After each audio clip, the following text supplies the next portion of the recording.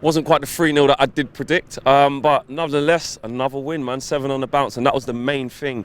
We've beaten Brighton here by 2-1 in what ended up being a hard-fought game, which really I thought was comfortable for large parts. First half, we wasn't at our glittering best, but our good moments were really good. Herrera was getting on the ball a lot and making some forward passes. Pogba was getting on the ball. Rashford stretching the lines, and I thought we were well worth the 1-0. Pogba with a great piece of control to come across his defender from a crossfield ball from Matic, and Pogba with the run up with the penalty, man. I mean, look, he shortened it. He has shortened it, so I'll big him up on that. But when he started doing that run up, the whole stadium, you could just hear the anxiety in their voices. You can just feel the tension. But he stuck it in the top bins, and then we went from strength to strength. Brighton wasn't really, threatening the goal. De Gea didn't have to make any saves, was what I should say. They were trying to huff and puff and play long balls, but it just didn't work for them. And then Marcus Rashford, a moment of brilliance. Again, this guy, man, at the moment, he's our most informed player for me. I know Pogba's turned it around massively, but what Rashford's doing now, he's in the best goal-scoring form of his short career so far. But the goal he scored, man, I was at the other end in the East Stand, which is opposite the Stretford, and I couldn't see just how good a goal it was until half-time. And the footwork that he showed, and then the composure to open up his body and stick that ball in the top corner was just fantastic. He's really coming into his own, and like some people have said in the fan camps today, Lukaku is looking at it thinking, I am in some serious shit, because he's not getting anywhere near this team. He is not getting anywhere near this team.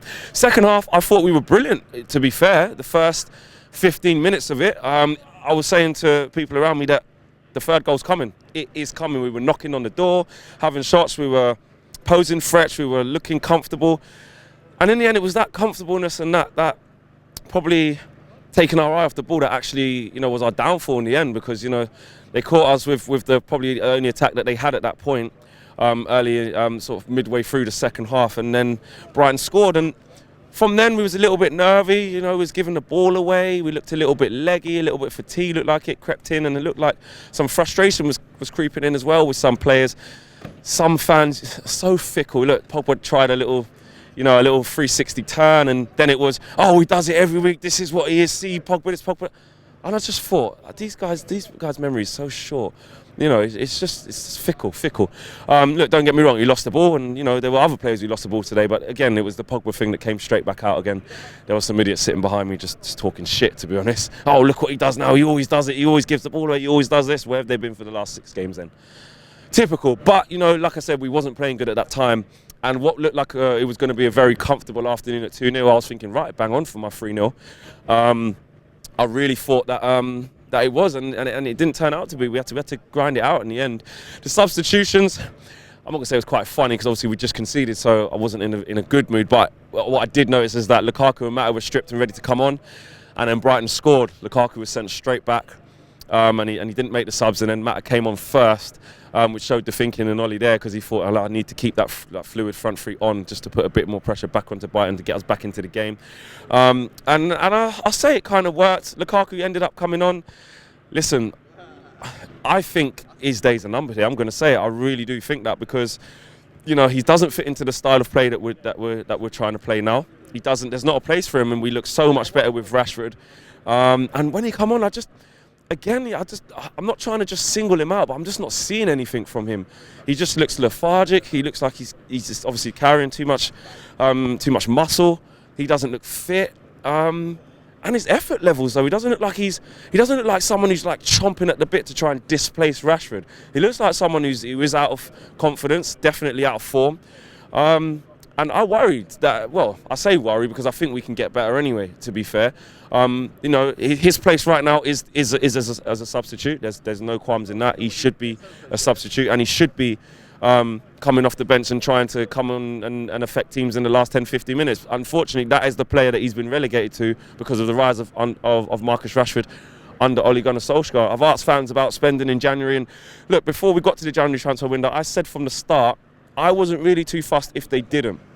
Yes, we need to strengthen, but I do think with the uncertainty with Ole, and it might be less uncertainty now because he's keep going on this run, that maybe splashing the cash and then a new manager coming in and not fancying the players we've bought, we'll be back to square one again. And we are at a stopgap. It's important to remember that we are at a stopgap, and we are at a period of consultation where we have to think what the next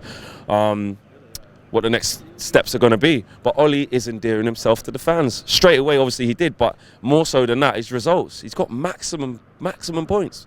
You can't say fairer than that. And any reasoning behind me thinking maybe I don't want him to get it, I've always said, look, I want him to get this job on merit, not a love story. Yeah, it can't be on sentiment.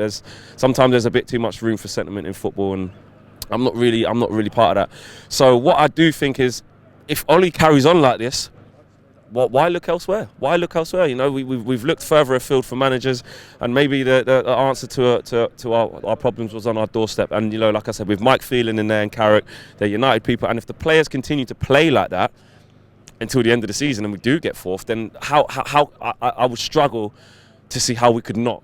Do you know what I mean? That's just how I'm feeling at the moment, and where we've been going. Look, there's still a lot of games to play, and I keep saying it, we still have to go game by game, because if we went and lost the next 6 games and then ended up in 7th, then we would be saying maybe we need to look at a new manager. That's just how it goes. It's a results-driven business.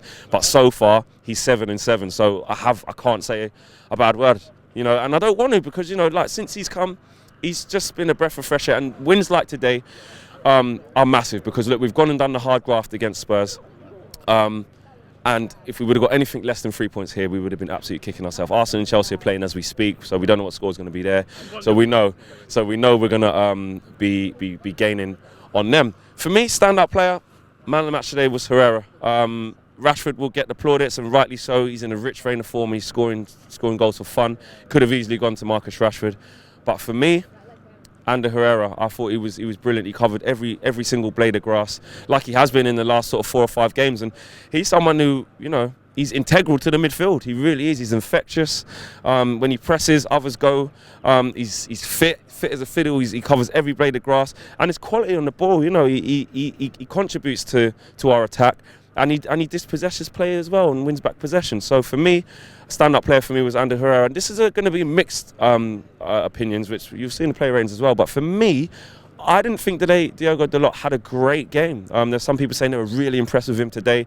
I would have played Ashley Young on the left and put him on the right. I just thought he struggled a bit on the left. I don't know. I don't think he. I know he's involved in the goal with Rashford, but apart from that, I don't know. I don't see that he had an amazing game, and I'm only saying that because a lot of people said he had a fantastic game. I didn't see that. I saw a steady game for me. So let me know who you guys' man of the match is, and we go on. Arsenal next, FA Cup. That's going to be another big one. Fully confident we can go to the Emirates, obviously, and win. Why not? We're confident, they're not, and why not? So next Premier League game is Burnley on Tuesday night. So I will see you guys there. Peace.